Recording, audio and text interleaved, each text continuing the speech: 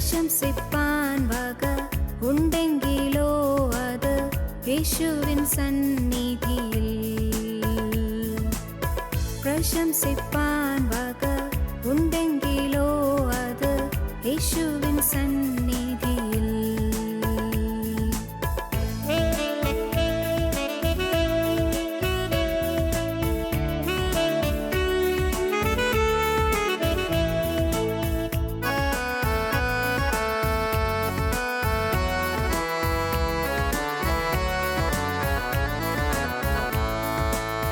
മാതാപിതാക്കളും സോദരർ ബന്ധുക്കൾ ആരുവെടിഞ്ഞിടിലും അനാഥനായി നിന്നെ കൈവിടുകില്ലെന്ന് അരുളിയോൻ കൂടെയുണ്ട്. അനാഥനായി നിന്നെ കൈവിടുകില്ലെന്ന് അരുളിയോൻ കൂടെയുണ്ട്. ആശ്രയിപ്പാനൊരു നാമമുണ്ടെങ്കിലത് യാഹല്ലാതാരുമില്ല. പ്രശംസിപ്പാൻ വക ഉണ്ടെങ്കിലോ അത് യേശുവിൻ സന്നിധിയിൽ. പ്രശംസിപ്പാൻ വക ഉണ്ടെങ്കിലോ അത് യേശുവിൻ സന്നിധിയിൽ.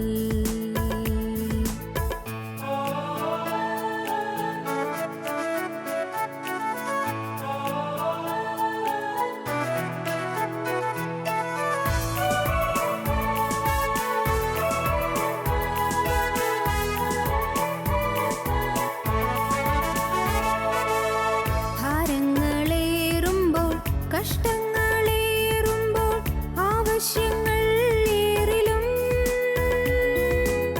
സഹായിപ്പാനായി സ്വർലോകനാഥന്റെ കരങ്ങൾ കുറുകിട്ടില്ല. സഹായിപ്പാനായി സ്വർലോകനാഥന്റെ കരങ്ങൾ കുറുകിട്ടില്ല. ആശ്രയിപ്പാനൊരു നാമമുണ്ടെങ്കിലത് യാഹല്ലാതാരുമില്ല. പ്രശംസിപ്പാൻ വക ഉണ്ടെങ്കിലോ അത് യേശുവിൻ സന്നിധിയിൽ. പ്രശംസിപ്പാൻ വക ഉണ്ടെങ്കിലോ അത് യേശുവിൻ സന്നിധിയിൽ. ഞങ്ങളും ക്രൂശിക്കപ്പെട്ട ക്രിസ്തുവിനെ പ്രസംഗിക്കുന്നു. ദൈവ തിരുനാമത്തിൻ്റെ മഹത്വം ഉണ്ടാകട്ടെ. ദൈവത്തിന് സ്തോത്രം. നാം ചിന്തിച്ചത് എന്താണ്? ഇയ്യോബിൻ്റെ മത്സരം, ഇയ്യോബിൻ്റെ ഡിഫൻസ്, ഇയ്യോബിൻ്റെ എതിർപ്പ്. എനിക്കെന്തുകൊണ്ടിത് വന്നു? ഞാൻ നന്മ ചെയ്തിട്ട് എനിക്കെന്തുകൊണ്ടിത് വന്നു?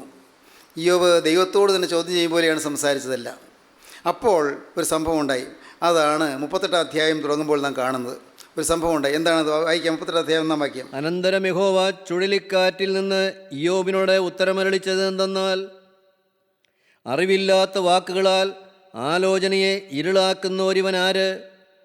നീ പുരുഷനെപ്പോലെ അരമുറുക്കിക്കൊള്ളുക. ഞാൻ നിന്നോട് ചോദിക്കും, എന്നോട് ഉത്തരം പറക. ഞാൻ ഭൂമിക്ക് അടിസ്ഥാനമിട്ടപ്പോൾ നീ എവിടെയായിരുന്നു? നിനക്ക് വിവേകമുണ്ടെങ്കിൽ പ്രസ്താവിക്ക. അതിൻ്റെ അളവ് നിയമിച്ചവനാര്? നീ അറിയുന്നുവോ? അല്ല, അതിന് അളവ് നൂൽ പിടിച്ചവനാര്? സ്തോത്രം.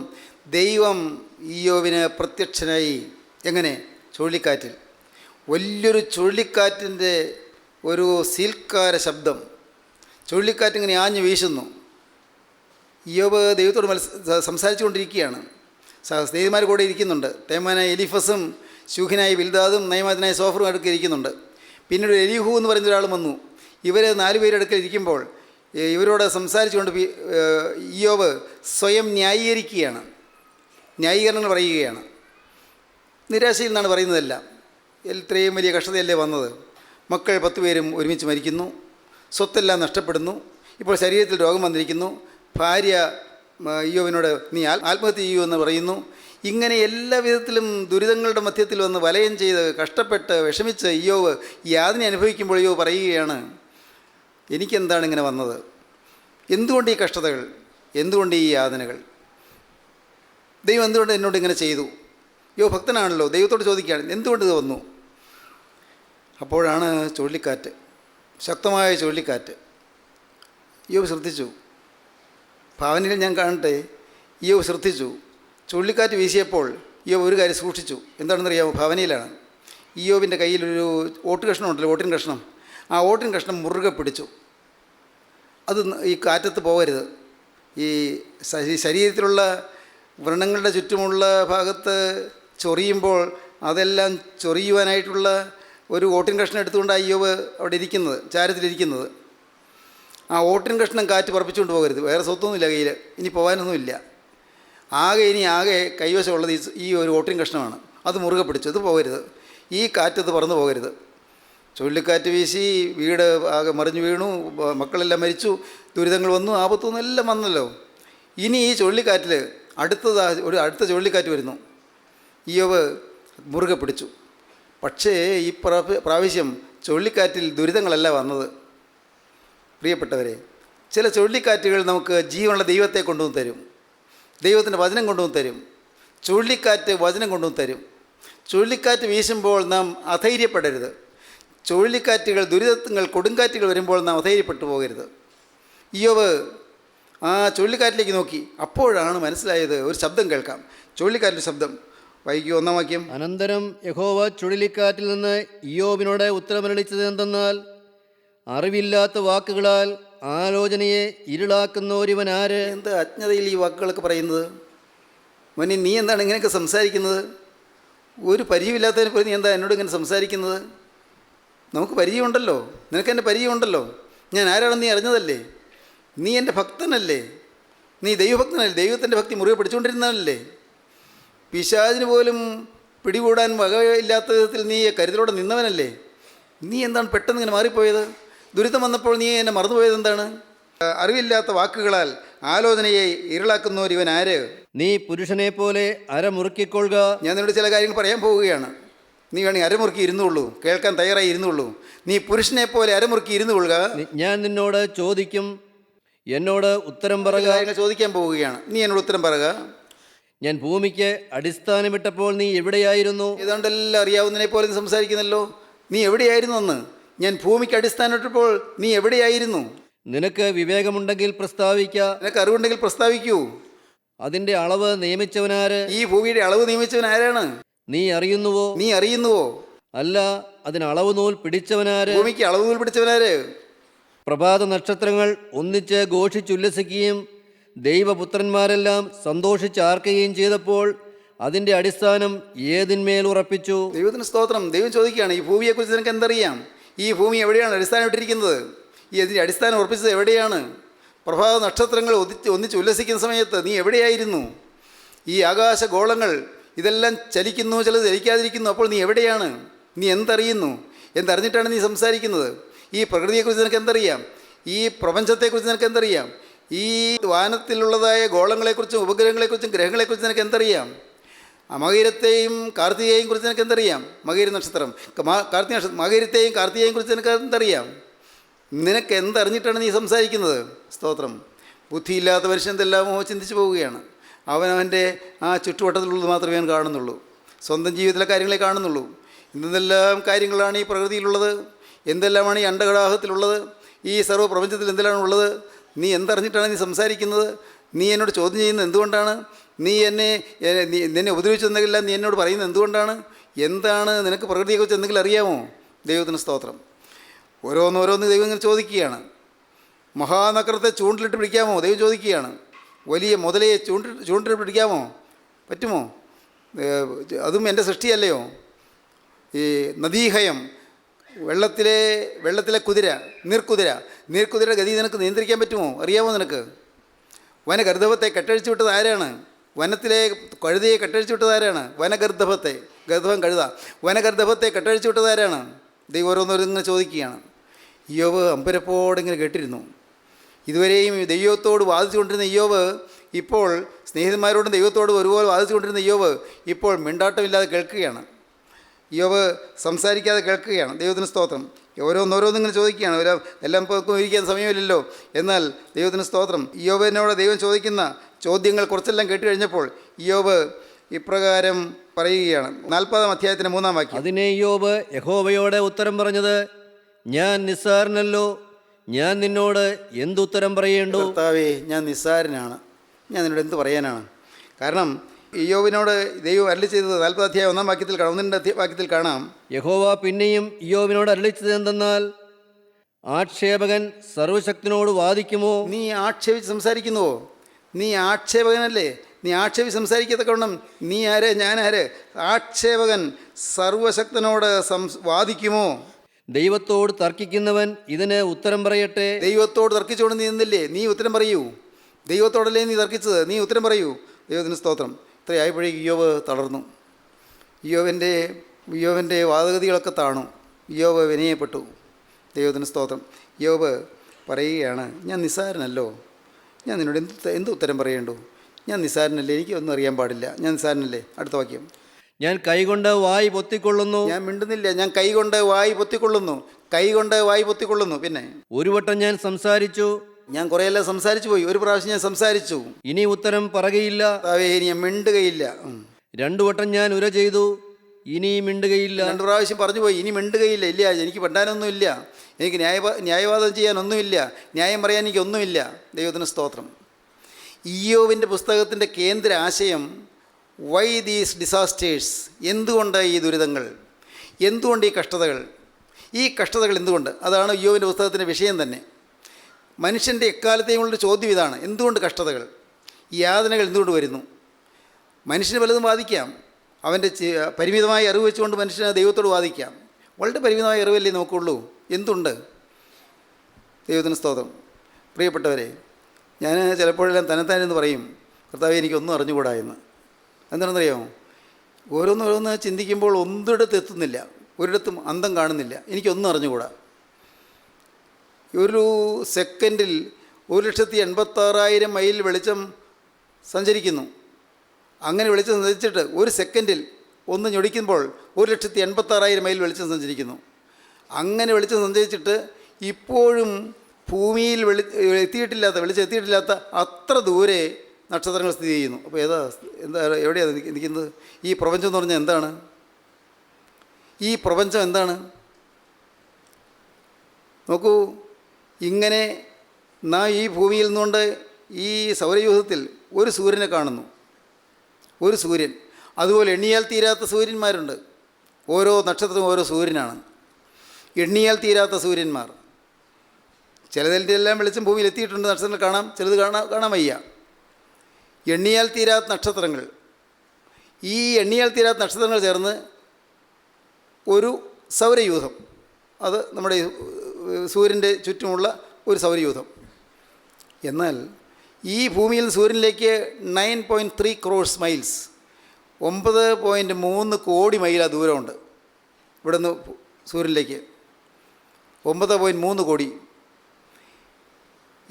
ഇതുപോലുള്ള ഒരു സൗരയൂഥം, ഇതുപോലെ എണ്ണിയാൽ തീരാത്ത സൗരയൂഥങ്ങളുണ്ട്. നോക്കൂ, അതിന് ഒരു മിൽക്കി വേ എന്ന് പറയുന്നു. എണ്ണിയാൽ തീരാത്ത സൗരയൂഥങ്ങളുണ്ട്, ഒരു മിൽക്കി വേ. എണ്ണിയാൽ തീരാത്ത മിൽക്കി വേസ് ഉണ്ട്, ഒരു ഗാലക്സി. നമുക്ക് ചിന്തിക്കാൻ പറ്റുമോ? നമുക്ക് ബുദ്ധിയിലെത്തുമോ? നമ്മുടെ ബുദ്ധി കൊണ്ട് ചിന്തിക്കാൻ പറ്റുമോ? നമ്മുടെ ആരുടെയും ബുദ്ധിയിൽ ഒതുങ്ങുന്നില്ല. ശാസ്ത്രജ്ഞന്മാർ പലതും കണ്ടുപിടിച്ചിട്ടുണ്ട്, പലതും കണ്ടുപിടിച്ചിട്ടുണ്ട്. പുതിയ ഗ്രഹങ്ങൾ കണ്ടുപിടിക്കുന്നു, ഗ്രഹങ്ങളുടെ എണ്ണം കൂടുന്നു, ഗ്രഹങ്ങൾ ചിലത് കൊഴിഞ്ഞു പോകുന്നു, എന്തെല്ലാം നമുക്കൊന്നും മനസ്സിലാവുകയില്ല.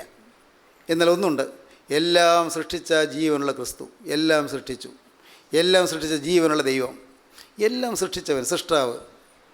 അത്രയും മാത്രം നമുക്കറിയാം, വേറൊന്നും അറിയണ്ട. കർത്താവേ, ഞാൻ നിസ്സാരൻ, വെറും പൊടി, വെറും ഒരു പൊടി, അവിടുത്തെ കൈപ്പണിയായ ഒരു ചെറിയ പൊടിയുടെ ഒരു തരി മാത്രം. എന്നാൽ നിൻ്റെ തൃക്കരം കൊണ്ട് മെനഞ്ഞ ഈ അണ്ടകടാഹം മുഴുവനും, ഗ്രഹങ്ങളും ഉപഗ്രഹങ്ങളും നക്ഷത്രങ്ങളും എല്ലാമുള്ള ഈ ഗാലക്സീസ്, കർത്താവ്, എൻ്റെ ബുദ്ധിയിൽ ഒതുങ്ങുന്നില്ല. നമുക്കതേ പറയാൻ പറ്റും, എൻ്റെ ബുദ്ധിയിൽ ഒതുങ്ങുന്നില്ല. മനുഷ്യനൊന്നും അറിഞ്ഞുകൂടാ. എന്താണ്, എവിടെ ഇങ്ങോട്ട് പോകുന്നു, എന്താണ് മനുഷ്യൻ്റെ അവസ്ഥ, അവൻ്റെ സ്ഥിതി എന്താണ്, അവൻ്റെ പ്രകൃതി എന്താണ്, ഒന്നും അറിഞ്ഞുകൂടാ. എന്തിന്? നമ്മുടെ ചിന്തകളെ നമുക്കൊന്ന് നിയന്ത്രിക്കാൻ പറ്റുമോ? ചിന്തകൾ നിയന്ത്രിക്കാൻ പറ്റുകയില്ല. ചിന്തകൾ നിയന്ത്രിക്കണമെങ്കിൽ പരിശുദ്ധാത്മാവിൻ്റെ കൃപ വേണം. പരിശുദ്ധാത്മാവിൻ്റെ കൃപയില്ലെങ്കിൽ ചിന്തകൾ നിയന്ത്രിക്കാൻ പറ്റുകയില്ല. നമ്മുടെ ഒരിക്കലും വേണ്ടാത്ത ചിന്തകൾ നമ്മുടെ ഉള്ളിൽ കൂടി കടന്നു പോകുന്നു. ഇതെന്താണിത്? ഞാൻ ആഗ്രഹിക്കാത്ത ചിന്തകളാണ് പോകുന്നത്, ആഗ്രഹിക്കാത്ത ചിന്തകൾ. ഇതെന്താണ് ഈ ചിന്തകൾ വരുന്നത്? ദൈവം പറയുന്നു, പകൽ പറന്ന അസ്ത്രത്തെ നീ പേടിക്കേണ്ട, ഇരുട്ടിൽ സഞ്ചരിക്കുന്ന വചനത്തെ നീ പേടിക്കേണ്ട, ഉച്ച തൂന്ന കാറ്റിനെ നീ പേടിക്കേണ്ട. കൊള്ളിയാൻ മിന്നുന്നത് പോലെ ചില ചിന്തകൾ ഇങ്ങനെ മിന്നിപ്പോകും, മിന്നൽപ്പിണർ പോലെ. എന്തുകൊണ്ടിത്? ചിലർ പറഞ്ഞ് ഞാൻ കേട്ടിട്ടുണ്ട്, നാവിൽ ചില അരുതാത്ത വാക്കുകൾ വരുന്നു. എന്തിനാണെന്ന് അറിഞ്ഞുകൂടാ. ഒരിക്കലും ഞാൻ ആഗ്രഹിക്കുന്ന വാക്കുകളല്ല എന്ന് പറയുന്നത്. ഒരിക്കലും ഞാൻ ആഗ്രഹിക്കുന്നില്ല. ആഗ്രഹിക്കാത്ത ചില വാക്കുകൾ നാവിൽ വരുന്നു. ഇതെന്താണ്? പരിശുദ്ധാത്മാവ് നിയന്ത്രിച്ചാൽ മാത്രമേ ആ വാക്കുകൾ മാറുകയുള്ളൂ. നാവിൽ വരുന്നതായ ആ വാക്കുകൾ അത് പരിശുദ്ധാത്മാവ് നിയന്ത്രിക്കണം. ദൈവത്തിൻ്റെ പരിശുദ്ധാത്മാവ് നിയന്ത്രിച്ച് കഴിയുമ്പോൾ എല്ലാം മാറും. അതാണ്, ചിന്തകളെ നിയന്ത്രിക്കും, നമ്മുടെ നാവിൽ വരുന്ന വാക്കുകൾ നിയന്ത്രിക്കും. ഒരുപക്ഷെ പ്രിയപ്പെട്ടവർ, നിങ്ങൾക്കറിയാമോ, ചിലർക്ക് തോന്നും അടുത്തിരിക്കുന്നതിന് തല്ലണമെന്ന്. അതെന്താണത്? ഒരാൾ പറഞ്ഞതാണ്, സാറേ ഞാൻ ഓഫീസിൽ ചെല്ലുമ്പോൾ എൻ്റെ സൂപ്രണ്ടിനെ തല്ലണമെന്ന് തോന്നുകയാണ്. ഈ എറണാകുളത്ത് ജോലിയുള്ള ഒരാളാണ്. അദ്ദേഹം കോട്ടയത്താണ് അദ്ദേഹത്തിൻ്റെ വീട്. കോട്ടയത്ത് നിന്ന് രാവിലെ വേണാട് എക്സ്പ്രസ്സിന് പോരുമ്പോൾ ശാന്തനായിട്ടിരിക്കുകയാണ്. കയ്യിൽ ബാഗുണ്ട്, ബാഗിൽ ഉച്ചഭക്ഷണമുണ്ട്, ഭാര്യ ഇതെല്ലാം തയ്യാറാക്കി കൊടുത്തു വിട്ടതാണ്, ഇതെല്ലാം ഉണ്ട്. പക്ഷേ ട്രെയിനിലിരിക്കും. ഒരു വൈക്കം റോഡ് കഴിയുമ്പോൾ ആൾ എഴുന്നേക്കും. വൈക്കം റോഡ് കഴിയുമ്പോൾ എഴുന്നേറ്റ് അവിടെ വാതിക്കലേക്ക് ചെല്ലും, ട്രെയിനിൻ്റെ വാതിക്കലേക്ക്. പിറവത്ത് എത്തുമ്പോൾ ആറിൻ്റെ മീതെ, പുഴയുടെ മീതെ ട്രെയിൻ പോകുമ്പോൾ അതിന് തോന്നും പുഴയിലേക്ക് ചാടണമെന്ന്. ഇതെന്താണ് സാറേ, എങ്ങനെ തോന്നുന്നത്? തന്നെയല്ല, ചിലപ്പോൾ തോന്നും ആ ബാഗ് അങ്ങോട്ട് വലിച്ചെറിയണമെന്ന്. ബാഗിൽ ഫയലുമുണ്ട്, ചോറ് മാത്രമല്ല, ബാഗ് പുഴയിലേക്ക് എറിയണമെന്ന്. ഭാഗ്യവശാൽ എറിഞ്ഞിട്ടില്ല. എന്തുകൊണ്ടാണ്? തന്നെ നിയന്ത്രിക്കാൻ വയ്യാത്ത ചില ചിന്തകൾക്ക് തിരക്കി വരികയാണ്. ഒരു ദുഷ്ടശക്തി അകത്തിരുന്ന് പ്രവർത്തിക്കുകയാണ്, ചില ഭൂതാത്മാക്കൾ അകത്തുനിന്ന് പ്രവർത്തിക്കുകയാണ്. അദ്ദേഹം പറയുകയാണ്, ഞാൻ എറണാകുളത്തെത്തി ഓഫീസിൽ ചെല്ലുമ്പോൾ ഞാൻ വേർത്ത് കുളിച്ചാണ് ഓടി ചെല്ലുന്നത്. ഇവിടെ ശാന്തമായിട്ട് ഇരുന്നു, ഫാനിൻ്റെ കീഴിൽ ഇരുന്നു, വിശ്രമിച്ചു. അപ്പോൾ എല്ലാവരും ഓരോ ജോലി ചെയ്യുന്നു. എനിക്കപ്പോൾ തോന്നുകയാണ് സൂപ്രണ്ടിനെ കയറി അടിക്കണമെന്ന്. അടിച്ചിട്ടില്ല. എന്താ ഇത്? തന്നെ നിയന്ത്രിക്കാൻ വയ്യാത്ത പോലെ ചില ചിന്തകളോ ചില വ്യാപാരങ്ങളോ ശരീരത്തിലോ മനസ്സിലോ കൂടി പോയിക്കൊണ്ടിരിക്കുന്നു. ഇതൊക്കെ നിയന്ത്രിച്ചു തരും. ആര് നിയന്ത്രിച്ചു തരും? പരിശുദ്ധാത്മാവ് നിയന്ത്രിച്ചു തരും. ജീവനുള്ള ക്രിസ്തുവിനെ നാം കൈക്കൊള്ളുമെങ്കിൽ, ക്രിസ്തു നമ്മുടെ അകത്ത് വരുമെങ്കിൽ ഈ വേണ്ടാത്ത ചിന്തകൾ തമ്മിൽ നിന്ന് മാറിപ്പോകും, വേണ്ടാത്തതെല്ലാം മാറിപ്പോകും. യോബ് പറയുകയാണ്, എൻ്റെ കർത്താവേ, അറിവില്ലാതെ ഞാൻ ചിലതൊക്കെ പറഞ്ഞുപോയി, നീ എന്നോട് ക്ഷമിക്കണം. ഇനി ഞാൻ മിണ്ടുകയില്ല. 2 വട്ടം ഞാൻ പറഞ്ഞുപോയി, കർത്താവേ എന്നോട് ക്ഷമിക്കണം, ഇനി ഞാൻ ഉരയുകയില്ല, ഇനി ഞാൻ മിണ്ടുകയില്ല. ഞാൻ വായ അടക്കുന്നു, കൈകൊണ്ട് വായ പൊത്തിക്കൊള്ളുന്നു. ദൈവം പിന്നെയും യോബിനോട് വാദിക്കുന്നുണ്ട്. ഈ ചുഴലിക്കാറ്റിൽ കൂടി ദൈവം പിന്നെയും വാദിക്കുകയാണ്. 42-ാം അധ്യായത്തിലേക്ക് വരുമ്പോൾ നമുക്ക് കാണാം, ഇയ്യോബ് നല്ലപോലെ താഴുന്നു. 38-ാം അധ്യായം മുതൽ 42-ാം അധ്യായം വരെ വരുമ്പോഴേക്കും ഇയ്യോബിൻ്റെ ഡെലിവറൻസാണ്. ഇയ്യോബ് ഈ നിരാശയിൽ നിന്നെല്ലാം ഡെലിവേർഡ് ആകുകയാണ്, നിരാശയിൽ നിന്നെല്ലാം വിടുതൽ പ്രാപിക്കുകയാണ്. ദൈവത്തിന് സ്തോത്രം. എൻ്റെ സഹോദരങ്ങളെ, ഇന്ന് നിങ്ങൾ കേട്ടുകൊണ്ടിരിക്കുമ്പോൾ നിങ്ങൾക്ക് ദൈവം നിങ്ങളുടെ ചിന്താഗതികളിൽ നിന്നും നിങ്ങളുടെ നിരാശയിൽ നിന്നും എല്ലാം വിടുതൽ തരാൻ ആഗ്രഹിക്കുകയാണ്. നിങ്ങൾക്ക് മോചനം തരാൻ ദൈവം ആഗ്രഹിക്കുകയാണ്. നിങ്ങൾക്ക് മോചനം കിട്ടും, പേടിക്കേണ്ട. നിങ്ങൾക്ക് മോചനം തരാൻ ദൈവത്തിന് സാധിക്കും. ഇയ്യോബിന് ദൈവം മോചനം കൊടുക്കുകയാണ്, വിമോചനം കൊടുക്കുകയാണ്. ഇയ്യോബിന് ദൈവം ഡെലിവറൻസ് കൊടുക്കുകയാണ്. എങ്ങനെയാണത്? ഇയ്യോബ് ദൈവത്തോട് പറയുകയാണ്, വായിക്കൂ. അതിന് ഇയ്യോബ് യഹോവയോട് ഉത്തരം പറഞ്ഞത്, നിനക്ക് സകലവും കഴിയുമെന്നും നിന്റെ ഉദ്ദേശമൊന്നും അസാധ്യമല്ലെന്നും ഞാൻ അറിയുന്നു. അറിവ് കൂടാതെ ആലോചനയെ മറിച്ചു കളയുന്ന ഒരുവനാര്? അങ്ങനെ എനിക്ക് അറിഞ്ഞുകൂടാതെ വണ്ണം അത്ഭുതമേറിയത് ഞാൻ തിരിച്ചറിയാതെ പറഞ്ഞുപോയി. ദൈവത്തിന് സ്തോത്രം. ലിവിങ് ബൈബിളിൽ വായിക്കുമ്പോൾ കുറച്ചുകൂടി മനസ്സിലാകും. യോ പറയുകയാണ്, I know that you can do anything. നിനക്കെല്ലാം ചെയ്യാൻ സാധിക്കുമെന്ന് എനിക്കിപ്പോൾ മനസ്സിലായി. And that no one can stop you. നിന്നെ തടയാൻ ആർക്ക് സാധ്യമല്ലെന്ന് എനിക്ക് മനസ്സിലായി. I know that you can do anything and that no one can stop you. നിന്നെ തടുക്കാൻ ആർക്ക് കഴിയുകയില്ലെന്ന് ദൈവമേ എനിക്ക് മനസ്സിലായി. മാത്രമല്ല, യു ആസ്ക്, ദൈവമേ നീ എന്നോട് ചോദിക്കുന്നു, who it is who have so foolishly denied your Providence. ദൈവത്തെ നിഷേധിച്ചവൻ ആരാണ്? ദൈവം എന്നോട് ചോദിക്കുന്നു. ആരാണിത്? ദൈവത്തെ നിഷേധിച്ചവൻ, സർവശക്തനായ ദൈവത്തെ നിഷേധിച്ചവൻ ആരാണ്? ദൈവം ചോദിക്കുന്നു. You ask who it is who has so foolishly denied your Providence. It is I. ദൈവമേ, അത് ഞാനാണ്. ദൈവത്തെ നിഷേധിച്ചവൻ ഞാനാണ്. ദൈവത്തോട് മത്സരിച്ചവൻ ഞാനാണ്. ദൈവത്തിൽ അറിവില്ലാതെ പറഞ്ഞു പോയവൻ ഞാനാണ്. It is I. ഇത് ഞാനാണ്. I was talking about things I knew nothing about. അയ്യോ കർത്താവേ, എനിക്ക് അറിയാൻ വയ്യാത്തത് എന്തെല്ലാമാണ് ഞാൻ പറഞ്ഞു പോയത്. I was talking about things I knew nothing about. എനിക്കറിയാൻ വയ്യാത്ത അനേകം കാര്യങ്ങൾ ഞാൻ പറഞ്ഞു പോയി. I was talking about things I knew nothing about and did not understand. എനിക്കറിയാൻ വയ്യാത്തത്, മനസ്സിലാക്കാത്ത കാര്യങ്ങൾ ഞാൻ പറഞ്ഞു പോയി. Things far wonderful for me. എനിക്ക് എന്നെ സംബന്ധിച്ചോളം അത്യത്ഭുതകരമായ കാര്യങ്ങളാണ്, എനിക്ക് എത്തിപ്പെടാത്ത കാര്യങ്ങളാണ് ഞാൻ പറഞ്ഞു പോയത്. കർത്താവേ, എനിക്ക് പിടികിട്ടാത്ത കാര്യങ്ങളാണ് ഞാൻ പറഞ്ഞു പോയത്. ദൈവമേ, നീ എന്നോട് ക്ഷമിക്കണമേ. You said listen and I will speak.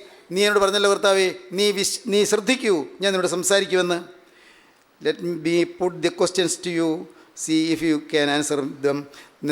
ഞാൻ ചില ചോദ്യങ്ങൾ നിന്നോട് ചോദിക്കുകയാണ്, നിനക്ക് ആൻസർ ചെയ്യാൻ പറ്റുമോ, നിനക്ക് മറുപടി പറയാൻ പറ്റുമോ എന്ന് ഞാൻ നോക്കട്ടെ. Let me put the questions to you. ഈ ചില ചോദ്യങ്ങൾ ഞാൻ നിന്നോട് ചോദിക്കട്ടെ. നീ പറഞ്ഞല്ലോ കർത്താവേ, see if you can answer me. നീ ഇതെല്ലാം എനിക്ക് ആൻസർ ചെയ്യാൻ നിനക്ക് സാധിക്കുമെന്ന് നോക്കൂ. But now I say. കർത്താവേ, ഇല്ല, എനിക്ക് ആൻസർ ചെയ്യാൻ പറ്റുകയില്ല. നൗ ഐ സേ, ഞാൻ പറയുന്നു. I had heard about you before. ഞാൻ നിന്നെക്കുറിച്ചൊരു കേട്ടുകേൾവി മാത്രമേ കേട്ടിരുന്നുള്ളൂ.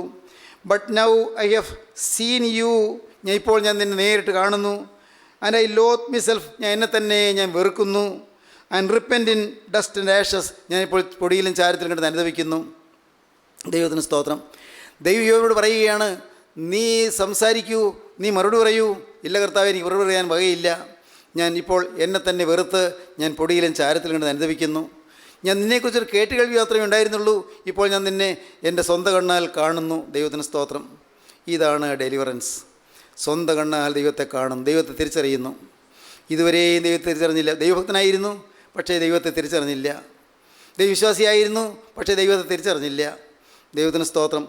ദൈവത്തിൻ്റെ ഭക്തനായിരുന്നു, നിഷ്കളങ്കനായിരുന്നു, നേരുള്ളവനായിരുന്നു, ദോഷമിട്ട് അകലുന്നവനായിരുന്നു, പക്ഷേ ദൈവത്തെ തിരിച്ചറിഞ്ഞില്ല. ദൈവത്തിന് സ്തോത്രം. സഹോദരങ്ങളെ, ഒരു കാര്യം നിങ്ങൾ മനസ്സിലാക്കൂ. നാം ആരും തികഞ്ഞിട്ടില്ല. നാം ആരും ഒന്നും തികഞ്ഞവരല്ല. ഒന്നും തിരിച്ചറിഞ്ഞിട്ടില്ല. ഒന്നും അറിഞ്ഞുകൂടാ. കർത്താവിന് സ്തോത്രം. ഒന്നും അറിഞ്ഞുകൂടാ. നിത്യനായ ദൈവത്തെക്കുറിച്ച് നമുക്ക് ഒന്നും അറിഞ്ഞുകൂടാ. സർവ്വലഭനായ ദൈവത്തെക്കുറിച്ച് നമുക്കൊന്നും അറിഞ്ഞുകൂടാ. സർവ്വജ്ഞാനിയായ ദൈവത്തെക്കുറിച്ച് നമുക്കൊന്നും അറിഞ്ഞുകൂടാ. സർവ്വജ്ഞാനിയായ ദൈവം, സർവ്വവ്യാപിയായ ദൈവം, സർവ്വശക്തനായ ദൈവം നമുക്കൊന്നും അറിഞ്ഞുകൂടാ. ദൈവമേ, എനിക്കൊന്നും അറിഞ്ഞുകൂടാ. ഞാൻ നിന്നെക്കുറിച്ചൊരു കേട്ടുകേൾവി മാത്രമേ കേട്ടിരുന്നുള്ളൂ. ഇപ്പോൾ ഞാൻ സ്വന്തം കണ്ണാലെ കാണുന്നു. Y these sufferings. എന്തിനാണ് കഷ്ടതകൾ? സ്വന്തം കണ്ണാൽ ദൈവത്തെ കാണാൻ. എല്ലാം നന്മയ്ക്കാണ്. സഹോദരങ്ങളെ, നിങ്ങൾക്ക് മനസ്സിലായോ? നമ്മുടെ ജീവിതത്തിൽ കഷ്ടതകൾ വരുന്നത് എല്ലാം നന്മയ്ക്കായി മാറും എപ്പോൾ ദൈവത്തെ നാം തിരിച്ചറിയുമ്പോൾ. ദൈവത്തിന് സ്തോത്രം. ദുരിതങ്ങളുണ്ട്, കഷ്ടപ്പാടുകളുണ്ട്. ദൈവത്തെ തിരിച്ചറിയുക. ഒന്നും മറുപടി പറയാനില്ല, ഒരു ന്യായവാദവും പറയാനില്ല, ഒരു അവകാശവും പറയാനില്ല. കർത്താവേ, എനിക്ക് ന്യായം പറയാനൊന്നുമില്ല. ഞാനോ പാപിയായ മനുഷ്യൻ. ദൈവത്തിന് സ്തോത്രം. ഞാനിപ്പോൾ പൊടിയിലും ചാരത്തിലും കിടന്ന് അനുദപിക്കുന്നു. ഇപ്പോൾ എനിക്ക് അനുതാപം വരികയാണ്, എനിക്ക് കുറ്റബോധം വരികയാണ്. ഞാൻ ഒന്നും അറിവില്ലാത്ത കാര്യങ്ങൾ ഞാൻ പറഞ്ഞുപോയി. ദൈവമേ, നീ എന്നോട് ക്ഷമിക്കണമേ. കർത്താവിന് സ്തോത്രം. ഇയ്യോബിന് ഡെലിവറൻസ് കിട്ടുകയാണ്. സ്നേഹിതരെ, ഇന്ന് നിങ്ങൾക്ക് ഇയ്യോബിൻ്റെ സഹിഷ്ണുത പഠിക്കുമ്പോൾ നിങ്ങൾക്കിപ്പോൾ ഒരു കാര്യം ഗ്രഹിക്കാം. കർത്താവേ, എൻ്റെ ജീവിതത്തിൽ വന്ന പ്രയാസങ്ങളുടെ മധ്യത്തിൽ ഞാൻ നിരാശനായിപ്പോയി. എൻ്റെ ജീവിതത്തിൽ വന്ന ദുരിതങ്ങളുടെ മധ്യത്തിൽ ഞാൻ വേദനിച്ചു പോയി, ഞാൻ വിഷമിച്ചു പോയി. എന്നാൽ ഇപ്പോൾ ഞാനൊരു കാര്യം മനസ്സിലാക്കുന്നു. കർത്താവേ, എനിക്കൊന്നും അറിവില്ലാതിരുന്നു. ഞാൻ നിന്നെക്കുറിച്ച് കേട്ടുകേൾവി മാത്രമേ കേട്ടിരുന്നുള്ളൂ. എന്നാൽ ഇപ്പോൾ സ്വന്തം കണ്ണാലെ ഞാൻ കാണുന്നു. ഈ ദുരിതങ്ങൾ വന്നത് നന്നായി, ഈ കഷ്ടത വന്നത് നന്നായി, ഡിസ്ട്രസ് വന്നത് നന്നായി. എൻ്റെ കർത്താവേ, എൻ്റെ ദൈവമേ, എൻ്റെ ജീവിതത്തിൽ എനിക്ക് തിരിച്ചറിയാൻ അനേകം കാര്യങ്ങളുണ്ടെന്ന് മനസ്സിലായി. ഞാൻ ഒന്നും അറിയാതെ പലതും പറഞ്ഞു പോയി എന്ന് മനസ്സിലായി. നിന്നെക്കുറിച്ച് ഞാൻ കേട്ടുകേൾവി മാത്രമേ കേട്ടിരുന്നുള്ളൂ. ഇപ്പോൾ ഞാൻ സ്വന്തം കണ്ണാൽ അതിനെ കാണുന്നു. എൻ്റെ ദൈവത്തിൻ്റെ വലിയ നാമം മഹത്വപ്പെടട്ടെ. ദൈവജനമേ, ഇന്ന് നിങ്ങളിത് കേട്ടുകൊണ്ടിരിക്കുമ്പോൾ ഇപ്പോൾ നിങ്ങൾ ദൈവത്തോട് പറയണം, കർത്താവേ, എൻ്റെ ജീവിതത്തിൽ ഞാൻ നിരാശപ്പെട്ടു പോയ സമയങ്ങളുണ്ട്, ഞാൻ വാടിപ്പോയ സമയങ്ങളുണ്ട്, ഞാൻ മ്ലാനായി പോയ സമയങ്ങളുണ്ട്, ഞാൻ വിഷമിച്ചു പോയ സമയങ്ങളുണ്ട്, ഞാൻ അമ്പരപ്പിലായ സമയങ്ങളുണ്ട്, ഞാൻ സംഭ്രമിച്ചു പോയ സമയങ്ങളുണ്ട്, ഞാൻ പരിഭ്രാന്തനായി പോയ സമയങ്ങളുണ്ട്. കർത്താവേ, എന്തു വേണ്ടെന്നറിയാതെ ഞാൻ നിലവിളിച്ചു പോയ സമയങ്ങളുണ്ട്. എന്നാൽ ഇപ്പോൾ എൻ്റെ നിരാശയെല്ലാം എന്നിൽ നിന്ന് മാറുന്നു. കർത്താവേ, നീ വലിയവനാണെന്ന് എനിക്ക് മനസ്സിലാകുന്നു. നീ സർവ്വലഭനാണെന്ന് എനിക്ക് മനസ്സിലാകുന്നു. സർവ്വജ്ഞാനിയാണെന്ന് എനിക്ക് മനസ്സിലാകുന്നു. സർവ്വവ്യാപിയാണെന്ന് എനിക്ക് മനസ്സിലാകുന്നു. നീ എൻ്റെ സൃഷ്ടാവാണെന്ന് എനിക്ക് മനസ്സിലാകുന്നു. നീ അറിയാതെ ഒന്നും സംഭവിക്കില്ലെന്ന് എനിക്ക് മനസ്സിലാകുന്നു. എൻ്റെ കർത്താവേ, എൻ്റെ ബുദ്ധിയിൽ ഗ്രഹിക്കാൻ പറ്റാത്ത അനേകം കാര്യങ്ങളുണ്ട് എന്ന് ഞാൻ ഗ്രഹിക്കുന്നു. ഇപ്പോൾ ഞാൻ എന്നെ തന്നെ വെറുത്ത് പൊടിയിലും ചാരത്തിലും കിടന്ന് അനുദപിക്കുന്നു. ഞാനിതാ എന്നെ തന്നെ വെറുക്കുന്നു, ചാരത്തിൽ കിടന്ന് അനുദപിക്കുന്നു. എനിക്ക് ന്യായം പറയാൻ വകയില്ല. ഞാൻ അനുതാപത്തോടെ തിരുമ്പാകെ വരുന്നു. ദൈവത്തിന് സ്തോത്രം. ഇയ്യോബിന് അനുതാപം ഉണ്ടായി. സംഭവിച്ചത് എന്താണെന്നറിയാമോ? അനുതാപം ഉണ്ടായപ്പോൾ, ഇയ്യോബ് തന്നെ അനുദപിച്ചപ്പോൾ, ഇയ്യോബിന് കുറ്റബോധം ഉണ്ടായപ്പോൾ, ദൈവത്തിന് സ്തോത്രം, ഇയ്യോബ് ദൈവത്തെ തിരിച്ചറിഞ്ഞപ്പോൾ എന്തുണ്ടായി? ഇയ്യോബിന് നഷ്ടപ്പെട്ടതെല്ലാം തിരികെ കിട്ടി. എല്ലാം തിരികെ കിട്ടി. അതാണ് വായിക്കുന്നത്. ദൈവത്തിന് സ്തോത്രം.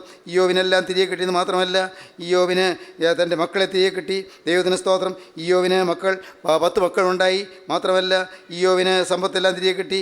ഇയ്യോബിന് അനുഗ്രഹങ്ങൾ തിരികെ കിട്ടി. ദൈവത്തിന് സ്തോത്രം. 42-ാം അധ്യായം 12-ാം വാക്യം നമുക്ക് വായിക്കാം. ദൈവത്തിന് സ്തോത്രം. ഇങ്ങനെ യഹോവ ഇയ്യോബിൻ്റെ പിൻകാലത്തെ അവൻ്റെ മുൻകാലത്തേക്കാൾ അധികം അനുഗ്രഹിച്ചു. ഇയ്യോബിൻ്റെ പിൻകാലത്തെ അവൻ്റെ മുൻകാലത്തേക്കാൾ അധികം അനുഗ്രഹിച്ചു. ദൈവത്തിന് സ്തോത്രം. ദൈവത്തിന് സ്തോത്രം. പിൽക്കാലം അനുഗ്രഹീതമായി തീർന്നു, മുൻകാലത്തേക്കാൾ അനുഗ്രഹമായി തീർന്നു. എനിക്ക് എൻ്റെ സഹോദരങ്ങളോട് ഒരു കാര്യം മാത്രം അപേക്ഷിക്കാനുണ്ട്. ദൈവത്തിന് സ്തോത്രം. നിങ്ങൾക്ക് ഒരു നല്ല പിൽക്കാലം വേണമോ? ഇനിയുള്ള കാലം നല്ല കാലമാകണമോ? ഒറ്റയ്ക്കൊരു കാര്യം. ദൈവത്തിന് സ്തോത്രം. നിങ്ങൾ ക്രിസ്തുവിനെ വിശ്വസിക്കുക. നിങ്ങൾക്ക് വേണ്ടി കുരിശിൽ പെടഞ്ഞ് മരിച്ചവൻ നിങ്ങൾക്ക് വേണ്ടി എല്ലാം ചെയ്യാൻ തയ്യാറായി നിൽക്കുന്നു. നിങ്ങൾക്ക് വേണ്ടി എല്ലാം നിവർത്തിക്കാൻ തയ്യാറായി നിൽക്കുന്നു. ഞാൻ വായിച്ചു സങ്കീർത്തനത്തിൽ, അത്യുന്നതനായ ദൈവത്തെ ഞാൻ വിളിച്ചപേക്ഷിക്കുന്നു, എനിക്ക് വേണ്ടി സകലവും നിർവഹിക്കുന്ന ദൈവത്തെ തന്നെ. എല്ലാം നിർവഹിക്കാനൊരു ദൈവമുണ്ട്. എനിക്ക് വേണ്ടി എല്ലാം നിർവഹിക്കാനൊരു ദൈവമുണ്ട്. മകനെ നീ വിശ്വസിക്കൂ, മകളെ നീ വിശ്വസിക്കൂ. നിൻ്റെ കാര്യം നോക്കാനൊരു ദൈവമുണ്ട്. നിൻ്റെ വേദന കാണാനൊരു ദൈവമുണ്ട്. നിൻ്റെ പ്രശ്നം കാണാനൊരു ദൈവമുണ്ട്. പ്രശ്നത്തിൻ്റെ പരിഹാരം കാണാനൊരു ദൈവമുണ്ട്. എല്ലാറ്റിനും പരിഹാരം തരാൻ യേശു ക്രിസ്തു ജീവിക്കുന്നുണ്ട്. നിൻ്റെ പ്രശ്നത്തിന് പരിഹാരം തരാൻ യേശു ക്രിസ്തുവിൻ്റെ അരികിലേക്ക് വരുന്നുണ്ട്. ഈ വിശ്വസിക്കൂ. വിശ്വാസത്തോടെ യേശുവിൻ്റെ കരങ്ങളിലേക്ക് നീ ഏൽപ്പിച്ചു കൊടുക്കൂ. കർത്താവേ, എനിക്കൊന്നും അറിഞ്ഞുകൂടാ, ഞാനിതാ എന്നെ തന്നെ വെറുത്ത് പൊടിയിലും ചാരത്തിൽ കിടന്ന് അനുഭവിക്കുന്നു. എന്നെ തന്നെ നിൻ്റെ കരങ്ങളിലേക്ക് ഞാൻ സമർപ്പിക്കുന്നു. എൻ്റെ നിസ്സാരത ഞാനിതാ സമർപ്പിക്കുന്നു. നിസ്സാരതയിൽ, എൻ്റെ അല്പത്വത്തിൽ എന്നെ തന്നെ ഞാൻ സമർപ്പിക്കുന്നു. സമർപ്പിച്ചു കൊടുക്കൂ ദൈവത്തിൻ്റെ കരങ്ങളിലേക്ക്. നിങ്ങളെ തന്നെ വിട്ടുകൊടുക്കൂ ദൈവകരങ്ങളിലേക്ക്, ദൈവത്തിൻ്റെ ഭുജങ്ങളിലേക്ക് നിങ്ങളെ തന്നെ ഏൽപ്പിച്ചു കൊടുക്കൂ. ദൈവത്തോട് വാക്ക് പറയൂ, കർത്താവേ, എന്നെ തന്നെ ഇതാ സമർപ്പിക്കുന്നു. എൻ്റെ ഭാവി ഇതാ ഏൽപ്പിച്ചു തരുന്നു. എൻ്റെ ജീവിതം ഞാൻ നിനക്ക് ഇതാ സമർപ്പിക്കുന്നു. എൻ്റെ ദേഹവും എൻ്റെ ദേഹിയും എൻ്റെ ആത്മാവും ഞാനിതാ തിരുവൻഭാഗം സമർപ്പിക്കുന്നു. എനിക്ക് വേണ്ടി കുരിശിൽ മരിച്ച രക്ഷക, നിൻ്റെ പാദപീഠത്തിലേക്ക് എന്നെ തന്നെ സമർപ്പിക്കുന്നു. നമുക്ക് സമർപ്പിക്കാം. നമുക്ക് സമാധാനം അനുഭവിക്കാം. ക്രിസ്തുവിൽ നിന്ന് സമാധാനം പ്രാപിക്കാം. ക്രിസ്തുവിന് ഐശ്വര്യം പ്രാപിക്കാം. ക്രിസ്തുവിന് ശോഭനകാലങ്ങൾ പ്രാപിക്കാം. നല്ല ഭാവി നമുക്ക് ഏറ്റുവാങ്ങാം. ദൈവത്തിന് സ്തോത്രം. നമുക്ക് സമർപ്പിച്ച് പ്രാർത്ഥിക്കാം. കരുണയുള്ള കർത്താവേ, ഈ നല്ല സമയത്തിനായി ഞങ്ങൾ നിന്നെ സ്തുതിക്കുന്നു. നാഥ, ഞങ്ങൾക്ക് നല്ലൊരു ഭാവിയുണ്ട് എന്ന് ഞങ്ങൾക്ക് ഉറപ്പ് തന്നതിനായി ഞങ്ങൾ നിന്നെ സ്തുതിക്കുന്നു. അനുഗ്രഹീതമായ വാഗ്ദാനങ്ങൾ തന്ന് ഞങ്ങൾ അനുഗ്രഹിച്ചതിനായി ഞങ്ങൾ സ്തുതിക്കുന്നു. കുരിശിന് ശേഷം ഒരു കിരീടമുണ്ടെന്ന് ഞങ്ങൾ കാണിച്ചു തന്നതിനായി ഞങ്ങൾ സ്തുതിക്കുന്നു. കർത്താവേ, ഈ വലിയ ബ്ലീഡിങ്ങിന് ശേഷം ഒരു വലിയ ബ്ലെസ്സിങ് ഉണ്ടെന്ന് ഞങ്ങൾ മനസ്സിലാക്കി തരുന്നതിനായി ഞങ്ങൾ സ്തുതിക്കുന്നു. ഇപ്പോൾ അനുഗ്രഹിക്കണമേ. ഞങ്ങളുടെ മേൽ തൃക്കരം വയ്ക്കണമേ. തിരക്തത്തെ ഞങ്ങൾ കഴുകണമേ. തിരക്തത്തെ ഞങ്ങളുടെ പാപങ്ങളെല്ലാം കഴുകി ഞങ്ങൾ വെടുപ്പാക്കി വിശുദ്ധീകരിക്കണമേ. അവിടുത്തെ മഹത്വമുള്ള രാജ്യത്തിന് ഞങ്ങൾ യോഗ്യരാക്കി തീർക്കണമേ. രണ്ടാമത്തെ വരയിൽ പറന്നു കയറുന്ന വിശുദ്ധമായിട്ട് നിലനിൽപ്പാൻ ഞങ്ങളെയും വിശുദ്ധരാക്കണമേ. യേശു ക്രിസ്തുവിൻ്റെ പരിശുദ്ധമായ നാമത്തിൽ പ്രാർത്ഥിക്കുന്നു. കൃപയോടെ കേൾക്കണമേ. ആമീൻ.